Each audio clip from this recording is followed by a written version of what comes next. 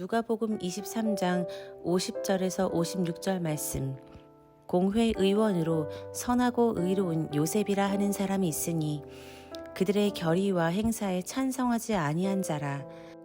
그는 유대인의 동네 아리마대 사람이요 하나님의 나라를 기다리는 자라.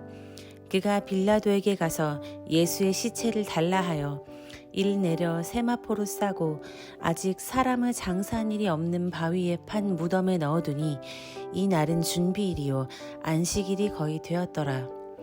갈릴리에서 예수와 함께 온 여자들이 뒤를 따라 그 무덤과 그의 시체를 어떻게 두었는지를 보고 돌아가 향품과 향유를 준비하더라.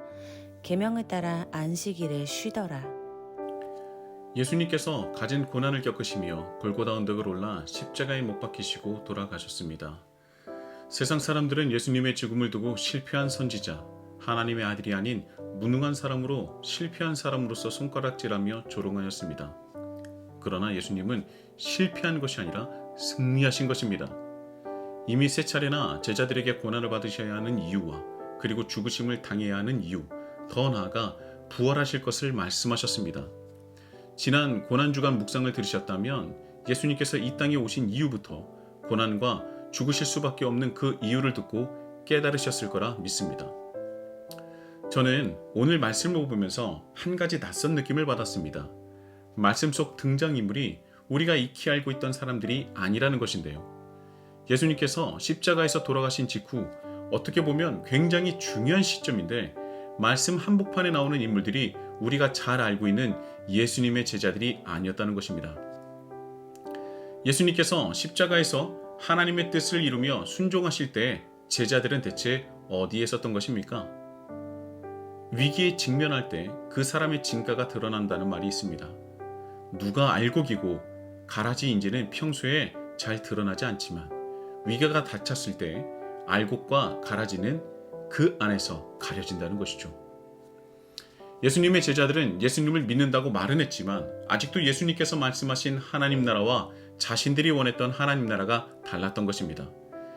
그래서 예수님께서 돌아가신 뒤 혼비백산하여 도망하거나 숨을 수밖에 없었던 것이죠. 예수님의 무덤은 바로 알곡과 가라지를 드러내고 아무리 숨기려 해도 숨길 수 없어 정체가 드러나는 곳이었습니다. 그럼에도 불구하고 하나님은 우리에게 끝까지 기회를 주시죠. 하나님의 뜻을 깨닫고 순종하여 진정한 하나님의 백성이 될 수 있는 그 기회를 주신다는 것입니다. 여러분, 적어도 무덤의 사건까지는 예수님의 제자들은 가라지에 가까웠다고 할 수 있습니다. 그런데요, 가라지에 가까웠던 예수님의 제자들이 진짜 제자가 되었다는 증거가 무엇인지 아십니까? 바로 우리가 보는 사복음서, 그러니까 마태, 마가, 누가, 요한복음 안에 어리석었던 자신들의 모습을 그대로 담아두었다는 것입니다. 생각해 보십시오. 예수님의 제자들이며 사도들인 그들이 복음을 전할 때 바로 이 말씀을 가지고 전한 것 아니겠습니까?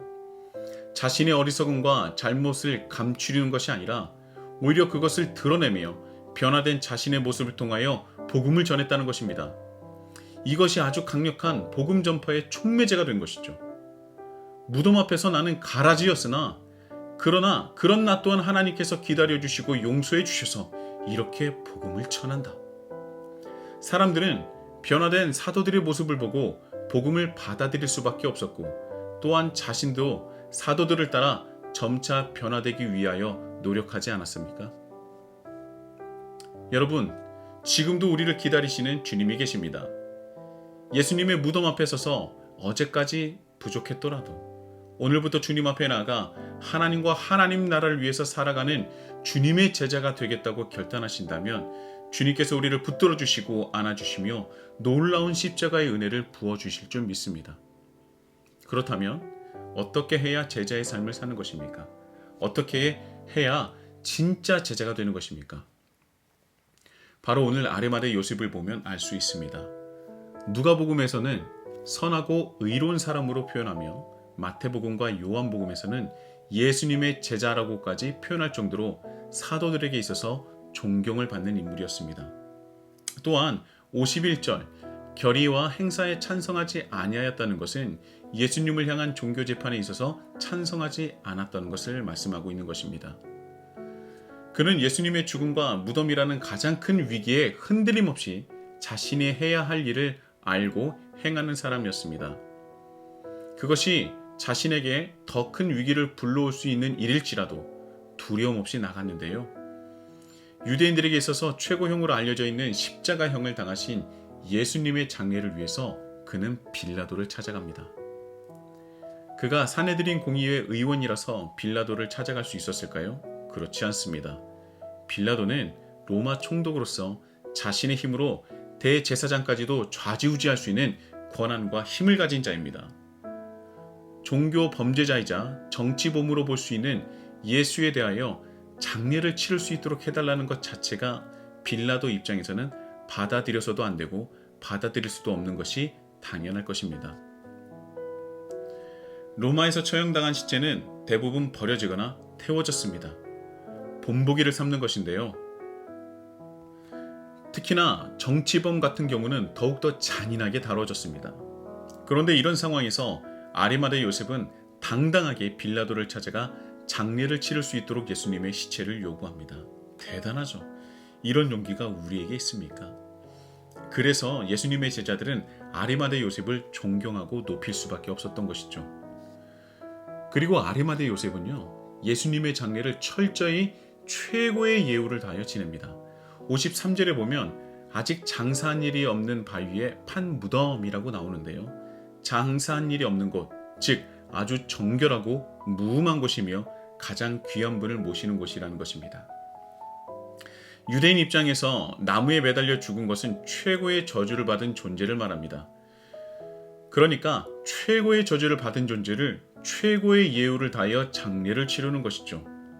그리고 여러분, 아리마대 요셉은 이 장례를 치르는 맛을 보면서 무엇인가 그의 심정이 느껴지지 않습니까? 장례를 너무나 일사천리로 착착착 진행한다는 거예요. 이렇게 무모하리만큼 위험을 감수하며 예수님의 장례를 일사천리로 착착착 진행한 이유는 바로 54절에 나옵니다. 이날은 준비일이요 안식일이 거의 되었더라. 준비일은 무슨 준비를 하는 날이라는 것입니까? 바로 안식일을 준비하는 날입니다.